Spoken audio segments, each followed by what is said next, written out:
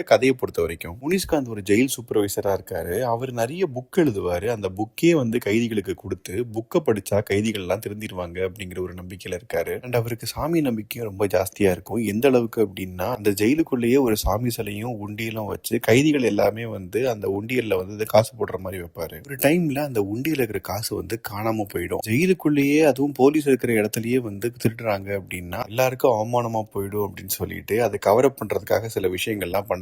அதே சமயம் அது யார் திருடுறாங்க அப்படிங்கறத கண்டுபிடிக்கிறதுக்கும் இறங்குறாங்க. இதுக்கப்புறம் என்ன நடந்தது அப்படிங்கறதா இந்த சீரிஸோட மிச்ச கதை. இது ஒரு காமெடி டிராமா ஜானர். இப்ப இந்த சீரிஸோட பாசிட்டிவ்ஸ் அண்ட் நெகட்டிவ்ஸ் பார்க்கலாம். எனக்கு மொதல் பாசிட்டிவ் தோன்றது இந்த சீரிஸ்ல நடிச்ச எல்லா லீட் ஆக்டர்ஸோட பெர்ஃபார்மன்ஸுமே வந்து ரொம்பவே சூப்பரா இருந்தது. நிறைய கேரக்டர் ஆர்டிஸ்ட் முனிஷ்காந்த், அப்துல், மலையாளத்துல இருந்த ராஜேஷ் மாதவன் இவங்க எல்லாருமே நடிச்சதுனால ரொம்பவே அந்த பெர்ஃபார்மன்ஸ் எல்லாமே யதார்த்தமா இருந்தது. இந்த நிறைய இடத்துல காமெடி வந்து நல்லாவே ஒர்க் அவுட் ஆயிருக்குது. இந்த ராஜேஷ் மாதவனோட மாசா சில சீக்வன்ஸ் வரும், அதுவே பாக்குறதுக்கு ரொம்பவே நல்லா இருந்தது. டெக்னிக்கலா சினிமோட்டோகிராஃபி அண்ட் பிஜிஎம் ரெண்டுமே நல்லா இருந்தது. இதெல்லாம் தான் அந்த சீரிஸோட பாசிட்டிவ்ஸ். இப்ப நெகட்டிவ் சைட் பார்க்கலாம், எனக்கு ரொம்ப நெகட்டிவா தோன்றது இந்த சீரிஸோட டியூரேஷன் தான். ஏன்னா நமக்கு அந்த சீரிஸோட ஆரம்பத்திலே யாரு திருடு அப்படிங்கிறது நமக்கு தெரிஞ்சிடும். அதை கண்டுபிடிக்கிறதுக்காக இவங்க 7 எபிசோட்ல அந்த கதையை நகர்த்திருக்காங்க. நான் சொன்ன மாதிரி யாருங்கிறது நமக்கு முதலே தெரிஞ்சதுனால இந்த ட்விஸ்ட் அண்ட் டர்னும் வைக்கவே முடியாது. பிளெயினா அவரை பத்தி எப்படி பிடிக்கிறாங்க அப்படிங்கறத மட்டும் தான் காட்ட முடியும். இந்த இன்ட்ரெஸ்டிங் ஃபேக்டர் வந்து மிஸ் ஆகிறதுனாலயே நிறைய இடத்துல நமக்கு கொஞ்சம் போர் அடிக்குது. சில இடங்கள்ல ஹியூமர் ஒர்க் அவுட் ஆகல அண்ட் எமோஷனல் சீக்வன்ஸும் பெரிய லெவல்ல ஒர்க் அவுட் ஆகல. இந்த சீரிஸை பத்தி சொல்லணும் அப்படின்னா ஒரு நார்மல் ஸ்டோரி, இதையும் ரொம்ப நார்மலா சொல்லியிருக்காங்களே தவிர